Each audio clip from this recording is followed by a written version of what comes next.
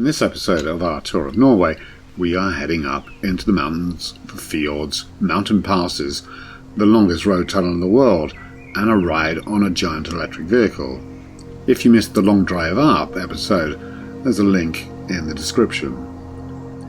Our first full day in Norway starts just over the Swedish border, around the town of Fredrikstad, an area of low hills and inlets rich in Nordic Bronze Age remains. From stone circles to burial mounds, settlements to rock art, the inhabitants here, 4,000 to 2,500 years ago, shared a culture with those in the rest of Scandinavia, farmsteads and small villages that came together to build these monuments. Described as a warrior society, they were also fine craftspeople, importing metals and exporting amber across Europe as far as Crete and the Mediterranean.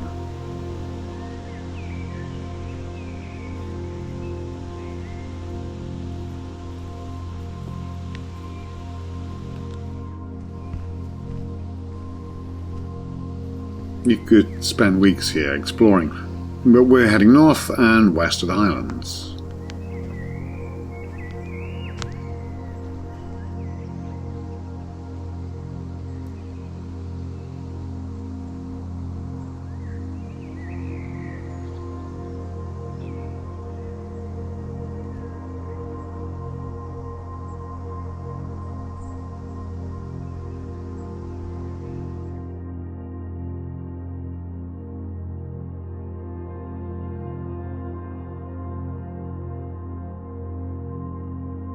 Our route takes us past Oslo and towards Bergen on the Euro 7 highway. The next 400 kilometres taking most of the day, but there are plenty of views.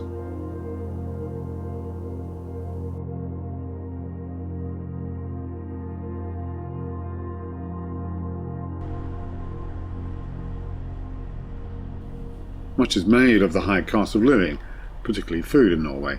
We have packed most of our requirements, although Brexit restrictions means that meat and dairy produce cannot be brought from the UK, so we shopped en route. However, the need for fresh food supplies, like milk and bread, allow us to compare actual prices.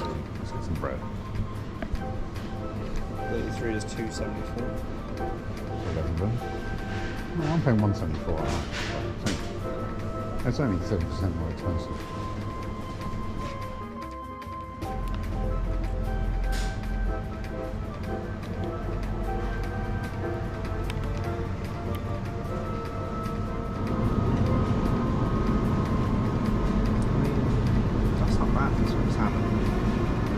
That being £3. all right, yeah. A little less. No, 270. Well, that's because it's a novelty all the way from London. Look, picture of the Houses of Parliament. These are select items. Yeah, Tabasco, £4 for a little bottle. How much do you pay? £2?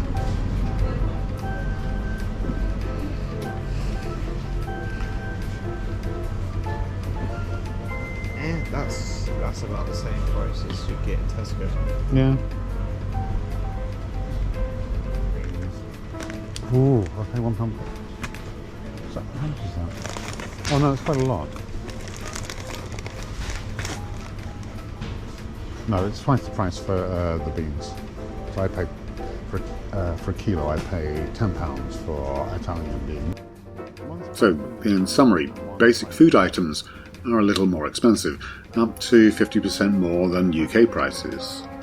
Alcohol and luxury items, excluding Norwegian produce, are twice the cost.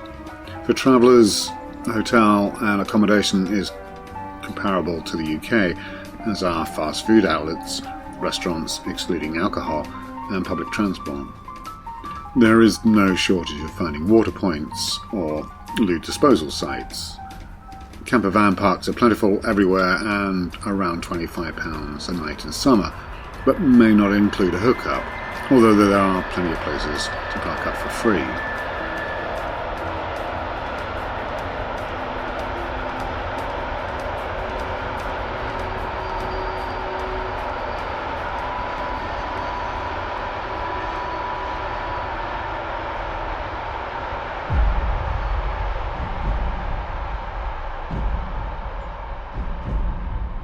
took an arrow.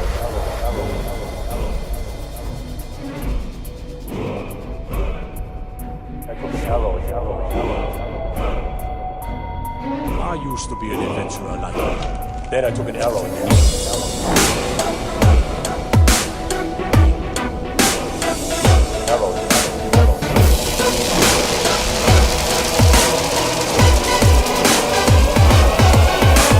I used to be an adventurer like you, and I took an arrow in the knee.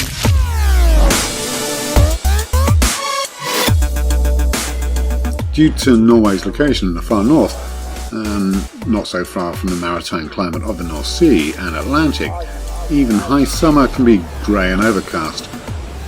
All that rain makes for spectacular rivers and waterfalls, and the weather quickly changes, as you will see. So it's advisable to embrace the elements, whatever they bring, and enjoy the ever-changing mood of the landscape.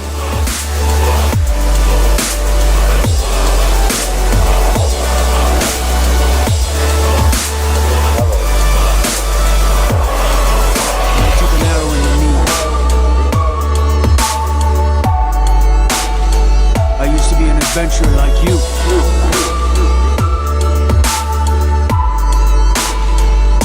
And I took an arrow in the knee.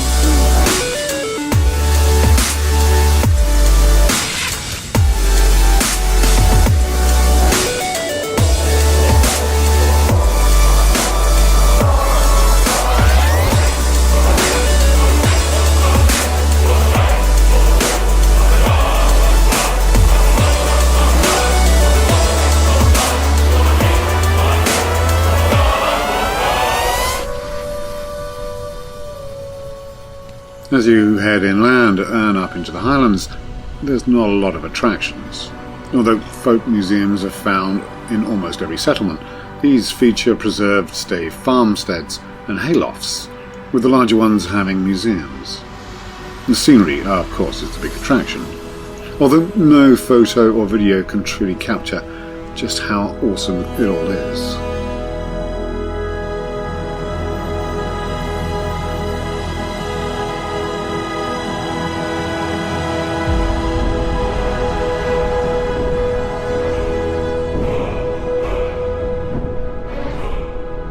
I used to be a knee like you. And I took an adventure.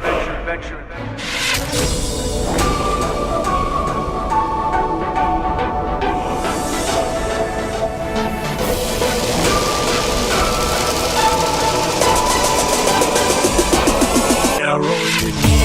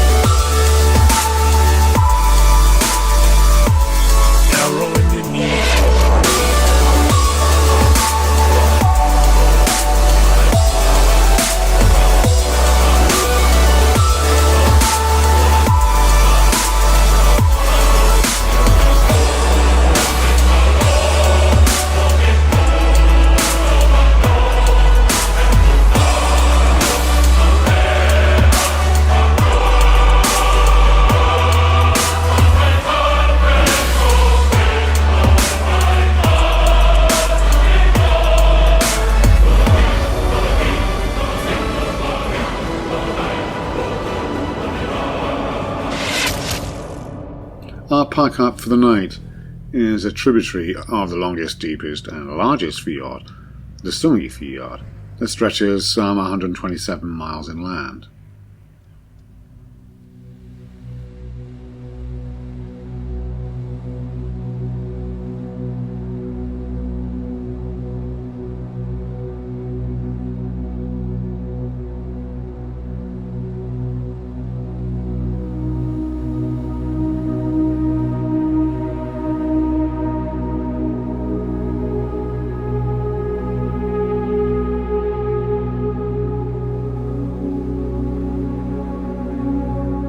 The itinerary for the day was to head north to Europe's largest glacier, but we're doing a detour in the opposite direction, heading over the mountains south along the old highway and then returning north through the world's longest road tunnel.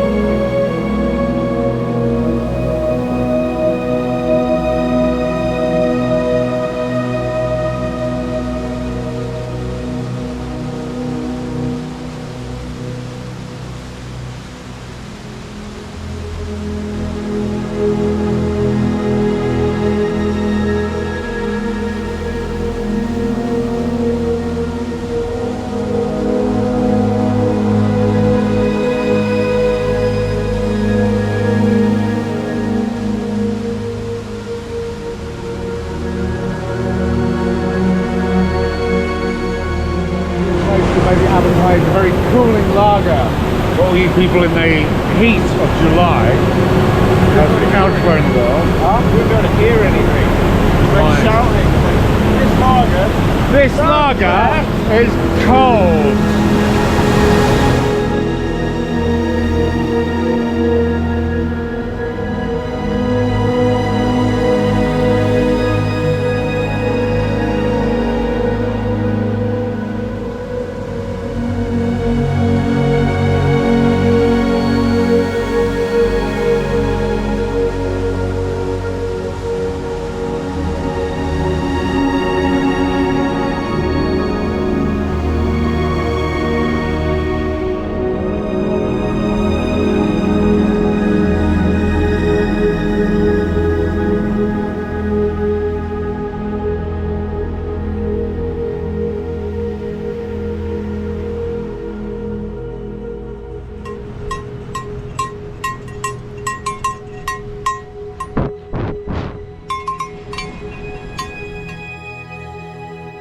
Nederlandsveld is a national tourist route, some 30 odd miles in length, although it's slow and winding, and the highest part is some 1,300 metres, and that bit was built relatively recently in the late 60s. The road is cut off by the snow much of the year, hence it is also known as the Snow Road.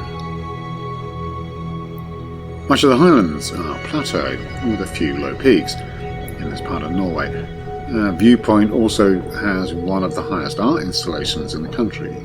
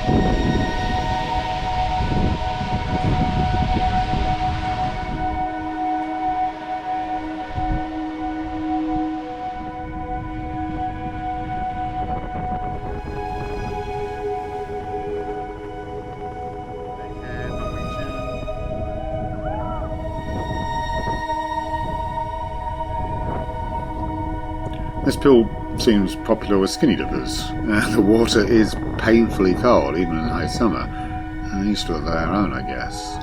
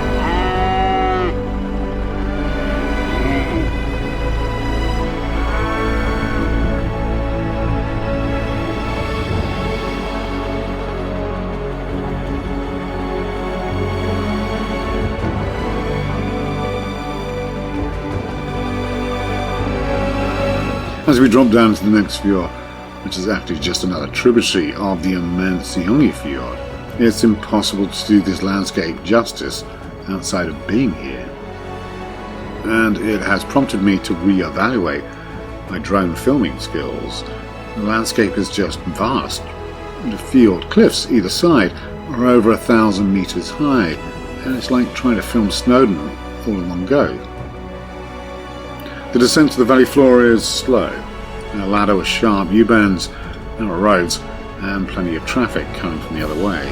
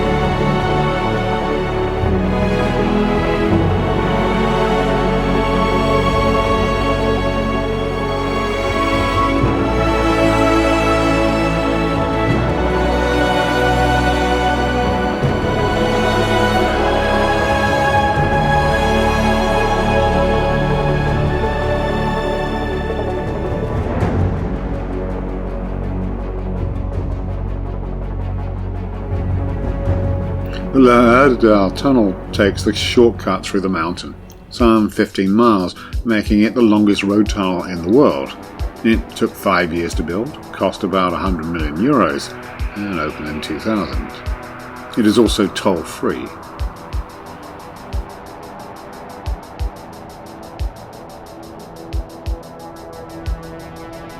Driving the old road with sightseeing took most of the day.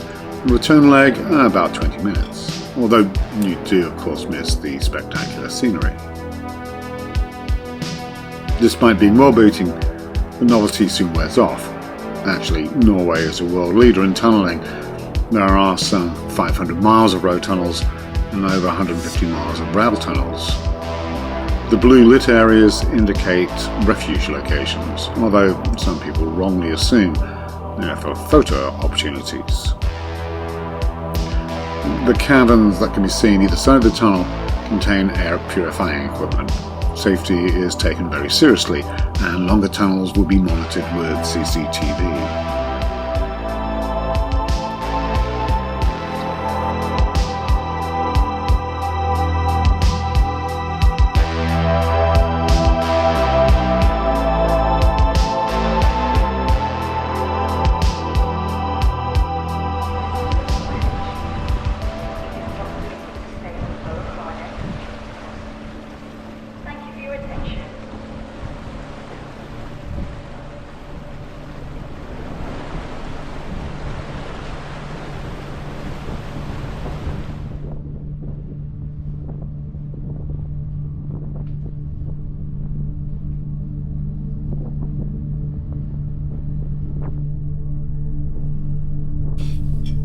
You cannot travel far in Norway without needing a car ferry, and this one is pure electric. Designed in Norway, these were built in Singapore fairly recently, and the batteries are around 1.5 megawatt hours in size, about the equivalent of 20 Teslas, which seems rather small given they carry a lot of cars, even several HGVs.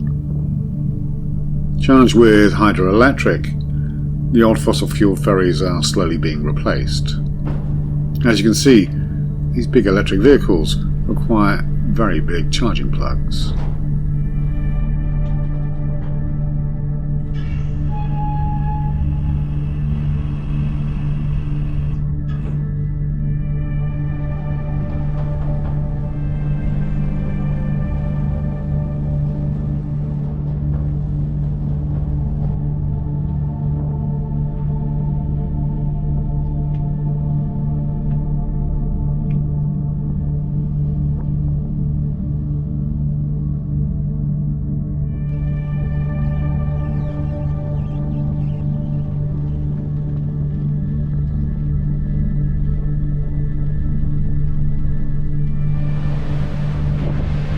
In the next episode, we head to Europe's largest glacier, so do hit the notification button, like and subscribe, and join us on an adventure in